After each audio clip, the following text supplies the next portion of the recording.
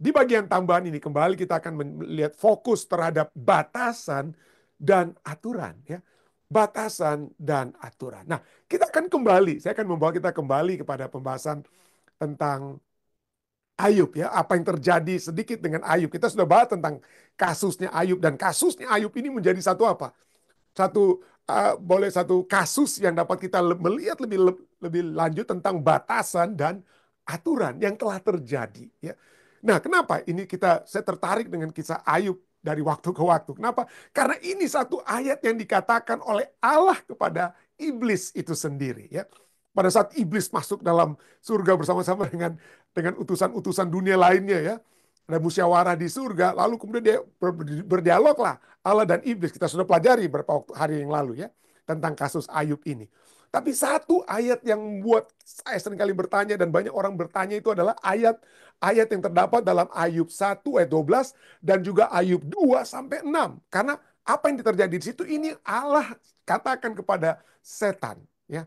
Maka firman Tuhan kepada iblis. Nah, oke, very well, karena karakter Allah itu dipertanyakan, dituduh oleh setan. Kamu itu cuma memagari Ayub itu. Dia itu menurut kamu karena motivasinya yang untuk terus mendapatkan berkat-berkat kamu. Coba kamu lepaskan pagar penyertaanmu, berkatmu kepada Ayub kalau dia tidak mengutuk kamu. Nah, itu yang di iblis katakan, ya, sebelumnya. Lalu akhirnya Tuhan katakan, oke, nah, nah, nah, segala yang dipunyainya ada dalam kuasamu. Hanya jangan sentuh dia. Ah, itu yang pertama, ya. Yang kemudian setelah dia yang dikuasainya dia itu habis, baru datang lagi si setan di ayat kedua, ayat 6 baru kembali. Ayub bilang, ya nggak apa-apa lah. Dia kan nggak ada kena apa-apa, nggak ada masalah. Karena dia masih oke-oke aja. Tapi oke, Tuhan katakan, oke, sekarang kamu boleh jamah dia. Tapi jangan sampai apa? Jangan sampai kamu bunuh dia dengan kata lain. Jadi poinnya adalah kenapa? Kenapa Tuhan mau serahkan, ya? Ya, kenapa Tuhan itu apa? Mau serahkan Ayub ke dalam tangan apa? Ke dalam tangan iblis, ya. Ke dalam tangan iblis, ya. Kenapa Tuhan harus setuju dengan aturan main seperti ini? Seakan-akan kita berada dalam permainan antara Allah dan apa? Dan iblis. Kenapa dia harus setuju, ya? Ah, kita nggak suka Allah yang seperti ini, mungkin begitu, ya. Ya, dia kan seharusnya memproteksi kita, melindungi kita, ya. Dia adalah sumber kedamaian kita, ya. Tapi kenapa kita diserahkan kepada satu apa? Kita diserahkan kepada satu saat di mana dia setan dapat apa? Menghancurkan kita, ya. Menghancurkan kita, ya. Nah, inilah jadi satu pertanyaan, ya. Kenapa? Karena ini adalah pertanyaan yang telah ditanyakan bukan hanya oleh saya atau mungkin kita yang melihat keberadaan dalam dunia ini, ya. Penderitaan-penderitaan yang ada, lalu kita melihat, loh kok Allah itu kok lepas tangan. Lalu menyerahkan kita kepada tangan yang nggak benar. Tangannya setan. Seakan-akan begitu pemahaman yang kita miliki. Dan ini bukan hanya kita, ya. Yeremia, dalam Yeremia 14 ayat 8 sampai 9, dia menangisi keadaannya, ya. Dia katakan apa dalam Yeremia 14 ayat 8? Kita baca dulu ayat 8, ya, sesuai dengan ayat 9, ya. Ayat 8, katakan, ya pengharapan Israel, penolongnya di waktu kesusahan. Penolongnya Israel di waktu kesusahan itu Allah, ya. Mengapa engkau seperti orang asing di negeri ini, seperti orang perjalanan yang hanya singgah untuk bermalam? Kenapa engkau seakan-akan nggak kenal kami lagi, Tuhan? Kenapa engkau sepertinya hanya apa, singgah sementara saja lalu kamu pergi lagi, padahal kamu seharusnya ada di tengah-tengah kami. Lihat ada Ka'bah. Tempat kediamanmu itu ada di tengah kami. Kok kamu seperti orang asing yang meninggalkan kami? Yeremia 14 ayat 8. Ya. Tidak menolong kami. Ayat 9. Ayat 9. Yeremia 14 ayat 9 kemudian katakan, mengapakah engkau seperti orang yang bingung? Seperti pahlawan yang tidak sanggup menolong. Tetapi engkau ada di antara kami, ya Tuhan. Dan namamu diserukan di atas kami. Janganlah tinggalkan kami. Yeremia menangis karena seakan-akan Allah itu sudah apa? Sudah jauh dari mereka. Sebagai hanya pendatang yang cuma singgah lalu kemudian apa? Pergi, yang tidak menolong mereka. Dan inilah seringkali, ya, di sini disinilah kita berada dalam apa? Dalam satu situasi dalam zaman sekarang ini, pada saat kebakaran seperti di California, tsunami di kiri dan kanan di Indonesia waktu lalu, ya, adanya hurricane, badai-badai yang hebat, ya, kebakaran yang semakin hebat terjadi pada saat ini. Oh, bukan itu saja, manusia yang harus mati dalam peperangan, ya. Pertama kali pada saat berapa tahun lalu itu, tahun 2022, saya melihat bagaimana orang, ya, orang di Ukraine, ya, lagi sedang jalan satu keluarga, ayah dengan anak-anak, ya. Tiba-tiba mereka ditembak oleh pasukan Rusia yang menghantam atau invade mereka punya negara. Saya pikir, aduh Tuhan, anak kecil. Bukan saya katakan orang besar oke aja kalau mati. Tidak, tapi anak kecil Tuhan ditembak mati. Ya. Seringkali menjadi satu pertanyaan bagi kita semua. Di mana itu Allah? Ya. Di mana itu Allah? Kenapa sampai harus anak-anak kecil itu ditembak mati? Ya, seperti itu ya. Jadi pertanyaan ini satu pertanyaan yang sering kali selalu kita tanyakan. Tuhan, kenapa? Di mana engkau? Di mana engkau ketika anak kecil itu terbunuh? Di mana engkau ketika saya mendapatkan penyakit kanker ini? Di mana engkau ketika anak saya harus apa? Tiba-tiba meninggal dunia. Di mana engkau ketika suami saya yang menjadi tulang punggung keluarga kami tiba-tiba engkau izinkan untuk beristirahat? Di mana engkau? Di mana engkau? Di mana Allah? Ya.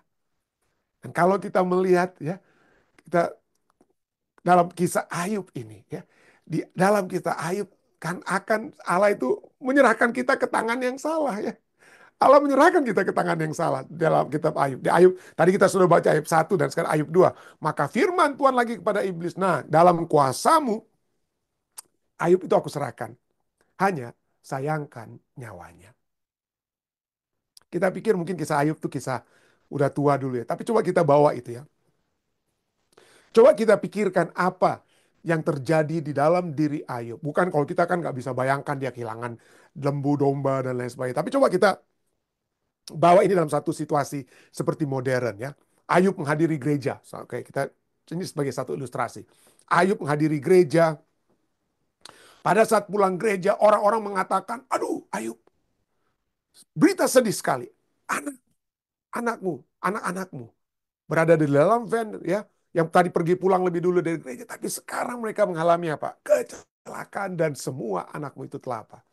Telah meninggal. Waduh, ya dalam kesedihannya Ayub hanya bisa pulang untuk siap-siap untuk pergi mencari di mana dia akan pergi rumah sakit atau di mana tempat anak-anak, tapi dia ingin untuk pulang lebih dahulu ke rumahnya. Pada saat dia tiba di depan rumahnya, dia lihat, waduh rumahnya terbakar. Ya, rumahnya terbakar. Dan setelah itu dia kemudian apa? Tinggal mungkin di hotel, ya, dia kuburkan dulu anak-anaknya, ya, tapi sementara dia masih di hotel pun dia tetap masuk ke dalam, dia tetap bekerja, tapi pikirannya terus terganggu. Kenapa ini terjadi? Dia sementara dia menunggu asuransi rumah atau apalah yang terjadi, dia bekerja tapi dia tidak bisa konsentrasi dan akhirnya tidak ada konsentrasi dalam kehidupan Ayub itu menyebabkan manajer ataupun pemilik perusahaan katakan, Ayub, saya simpati dengan keadaan kamu, tapi saya juga perlu untuk apa? Membiayai kehidupan keluarga saya dengan perusahaan yang saya buat ini. Kalau kamu bekerja seperti ini, maka saya nggak bisa lagi mempertahankan kamu dalam apa? Perusahaan ini. Sehingga akhirnya Ayub apa? Ayub kemudian harus dipecat dari perusahaan tersebut. Bagaimana dia mau bayar apa? Bayar hotel dan lain sebagainya yang masih dialami pada saat itu. Dan sementara itu dalam stresnya dia mulai sakit-sakit sedikit. Istrinya bilang, Ayub kamu pergilah kamu ke dokter, check up lah. Kamu masih ada asuransi yang masih berlaku sampai 1 bulan bahkan setelah kamu dipecat. Pergilah kamu ke dokter.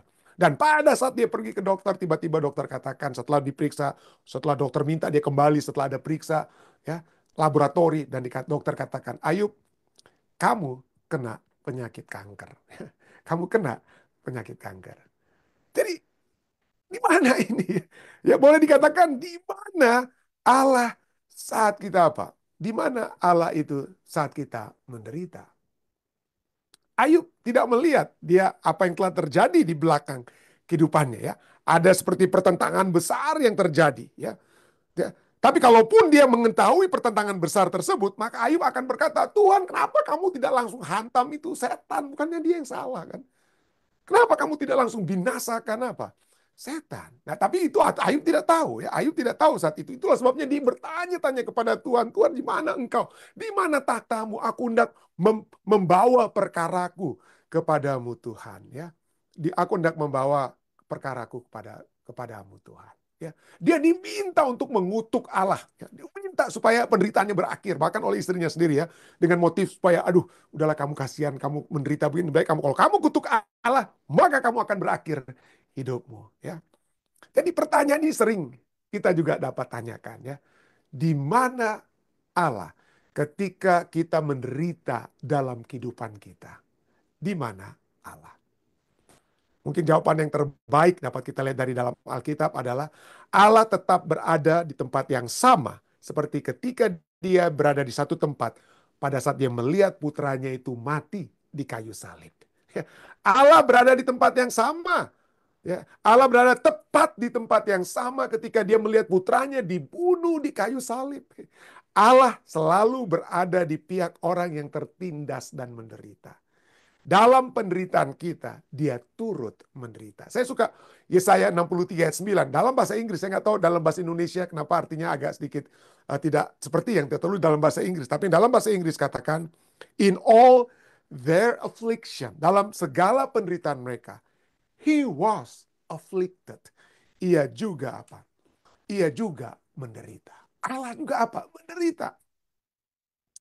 Pada saat Ayub menderita, Allah tidak sedang senang-senang untuk melihat, lihat ini ya, gacoan saya ini menang nih pasti nih. Ya, karena dalam kematahuan mungkin dia bisa tahu seperti itu, gacoan saya bisa seperti menang. Apakah kita berada seperti ada ayam yang sedang berkelahi menyambung ayam, sambung ayam lah istilahnya, perlombaan untuk ayam itu ya. Apakah Allah seperti itu dengan antisipasi untuk senang-senang melihat kalau dia akan untung dari segi apa? Dari segi perjudian mungkin seperti judi ayam gitu ya. Yang terjadi apakah seperti itu Allah kita? Tidak. Dia berada di tempat pada saat seperti Yesus mati di kayu salib ya.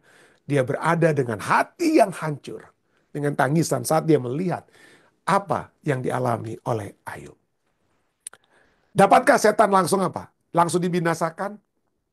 Dapatkah setan saat itu juga langsung dibinasakan? Oh tentu saja. Ya, tentu saja. Tidak ada yang dapat menghalangi kuat kuasa Allah. Dia maha kuasa.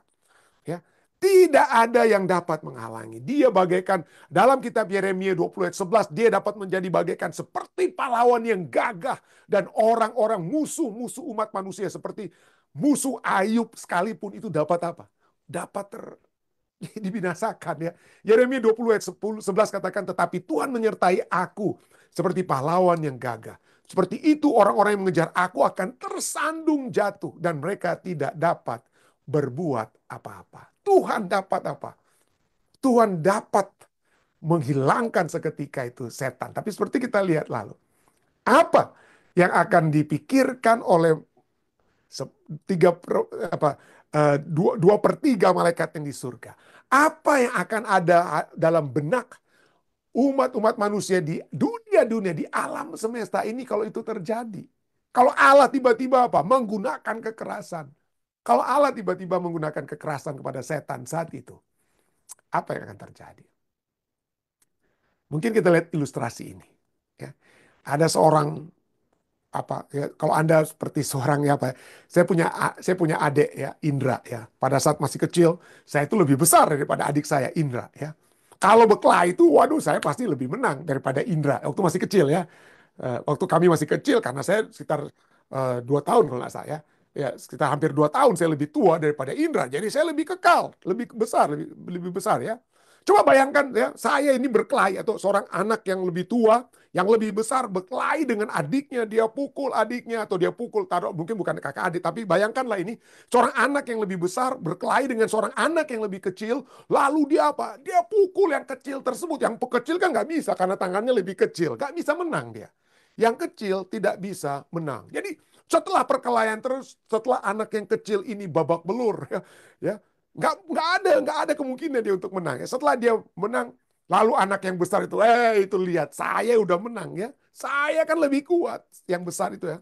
Tapi coba bayangkan kalau ada orang yang tiba-tiba lewat tempat itu dan melihat, ada apa ini terjadi? Siapa yang menang? Oh, saya yang menang, kata yang tua ya. Saya yang menang. Ya. Lalu orang tersebut tanyakan, siapa yang lebih kuat? Oh, saya lebih kuat, saya lebih kuat ya. Lalu apa yang biasanya kalau kita orang tua yang melihat kedua anak ya, satu besar satu kecil itu berkelahi seperti itu? Apa yang ada dalam benak kita? Ya. Betul kamu menang, betul kamu lebih kuat, tapi tidakkah kamu malu? Tidakkah kamu malu karena kamu mengalahkan seseorang yang lebih apa? Lebih kecil daripada kamu. Lebih kecil daripada kamu, kamu menang karena dia lebih kecil. Di dalam dunia pertinjuan saja, petinju kelas berat nggak bisa diadu dengan petinju kelas ringan. Ya, Mike Tyson dulu, zaman dulu, atau yang besar-besar itu, ya nggak bisa dia Mike Tyson kalau misalnya waktu masih masih bertinju, ya nggak bisa di apa biarpun Manny Pacquiao itu jago di kelasnya, tapi begitu dia dihadapkan dengan petinju di kelas yang lebih tinggi, nggak mungkin itu apa Manny Pacquiao itu akan menang. Mungkin, saudara. Nggak boleh. Ada aturan main. Ya, dalam apa pertinjuan boleh dibilang. Ya. Ada aturan main. Nggak bisa begitu saja.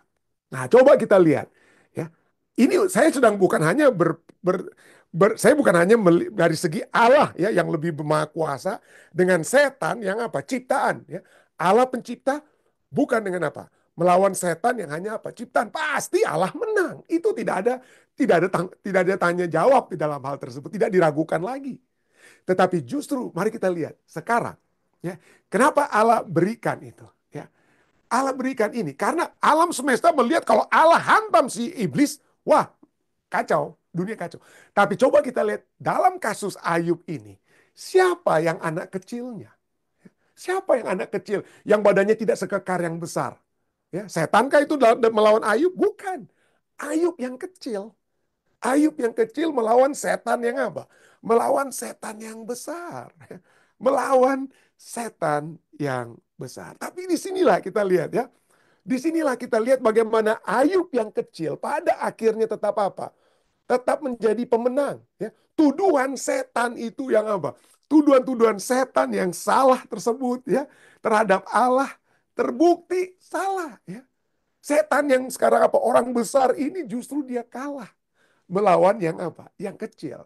Dan inilah Yesus yang Rasul Paulus katakan dalam 2 Korintus 12 ayat 10 ya.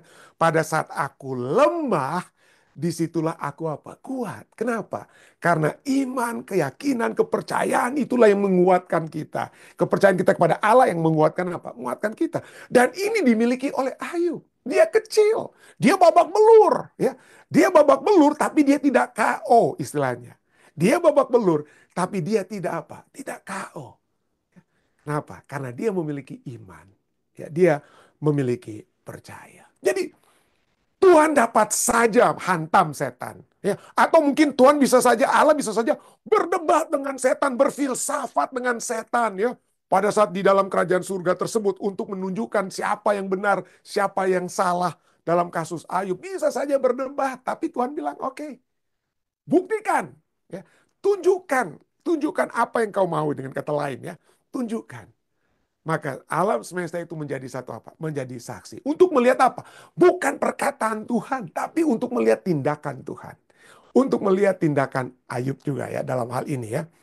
Jadi seperti yang kita sering dengar ya, bahwa tindakan itu berbicara lebih keras daripada kata-kata. Biarkanlah kata-katamu mengajar dan tindakanmu yang apa? Berbicara.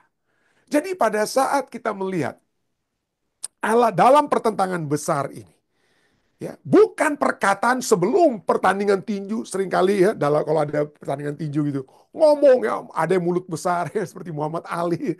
Tapi ya Muhammad Ali ngomongnya besar tapi dia ikuti dengan tindakannya juga yang memang bagus ya besar. Tapi ada orang yang kita sering lihat ngomongnya besar tapi begitu di ring tinju ya saya tidak mengajarkan kita untuk nonton-nonton tinju ya tapi tidak ya. Tapi poinnya adalah ada orang yang ngomongnya besar tapi pas di tempat apa di pertandingan tinju itu langsung apa KO ya. Bukan demikian. Allah ingin supaya kita melihat kasihnya bukan karena dia yang berkata tentang kasih, bukan karena dia yang berfirman tentang kasih. Ya. Dia ajarkan kita tentang kasih dengan firmannya, tapi lebih daripada sekedar mengajarkan tentang firmannya, berkata-kata dengan firman yang adalah kebenaran, Allah ingin kita melihat tindakannya. Jadi inilah kita lihat ya, buktikan orang-orang yang menuduh kita salah dengan cara apa? Bukan dengan kata-kata Anda, tetapi dengan tindakan Anda. Dari sejak di kerajaan surga, pada saat setan ada dosa muncul dari dalam diri setan, dia memfitnah Allah, memfitnah Allah ya. Bagaimana? Allah mau buktikan ya dengan membinasakan dia. Wah, itu bukan satu hal yang apa? Terbaik. Itu tidak justru akan membuktikan apa yang apa? Kalau Allah menghantam setan langsung, wah justru itulah tujuan setan. Tujuan setan itu bikin panas Allah, dengan kata lain seperti orang yang menantang yang lebih besar supaya kalau saya dipukul membuktikan, lihat ini kan dia betul-betul jahat. Lihat. Saya ini kecil sekali, dia yang lebih besar, kok dia yang pukul saya yang kecil ini. Jadi itu sebabnya nggak bisa. Ya. Aturan mainnya atau aturan bertindaknya itu tidak bisa seperti itu. Jadi itulah sebabnya Allah nggak bisa hanya dengan hantam setan atau Allah hanya berfilsafat dengan setan, beradu hikmat dengan setan. Tidak. Buktikan setan itu salah. Bukan dengan kata-kata, tetapi dengan tindakan. Dan itulah yang Yesus sendiri katakan ya. Yesus sendiri katakan kepada kita semua. Ya dalam Matius 5 ayat 16.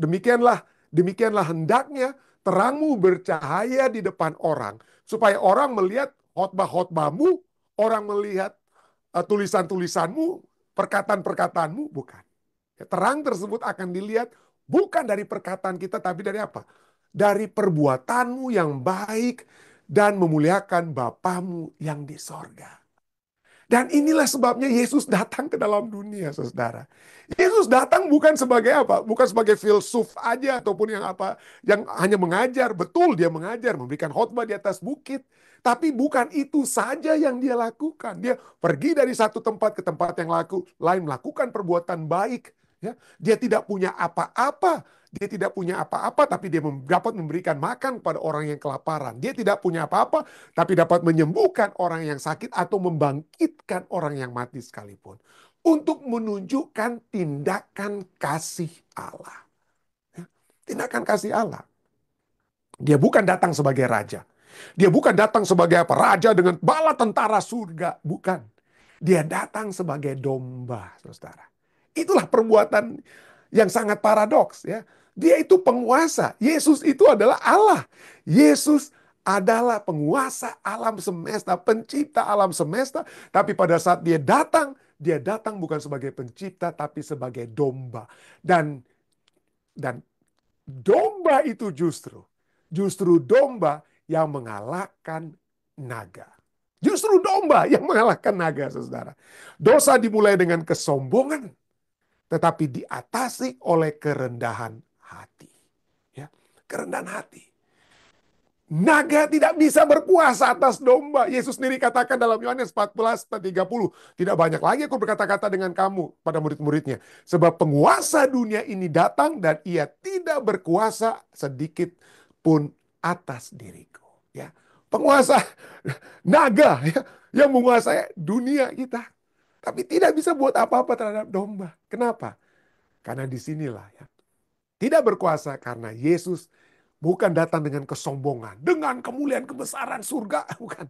Untuk ditunjukkan pada umat manusia. Dia datang untuk mati sebagai anak domba Allah. Filipi 2:6-8 katakan, Yesus yang walaupun dalam rupa Allah tidak menganggap kesetaraan dengan Allah itu sebagai milik yang harus dipertahankan, melainkan telah mengosongkan dirinya dan mengambil rupa seorang hamba dan menjadi sama dengan manusia. Dan dalam apa? Dalam keadaan sebagai manusia, ia telah merendahkan dirinya dan taat sampai mati, bahkan sampai mati di kayu salib. Saat dia mati dalam kerendahan yang hebat, disitulah domba mengalahkan apa? Naga. Ya, domba mengalahkan naga. Kita tidak bisa tahu saat ini, saudara. Kita tidak bisa tahu. Ya, ya, mungkin kita bisa melihat dari kitab Ayub bahwa Allah yang apa? Dan setan berada di balik layar daripada kisah perjalanan kehidupan Ayub. Tapi kita melihat pada akhirnya kemenangan itu diperoleh oleh Ayub. Demikian juga dengan kita. Pada saat kita masuk ke dalam kerajaan surga. Ya, pada saat kita masuk ke dalam kerajaan surga, kita akan bernyanyi bersama-sama.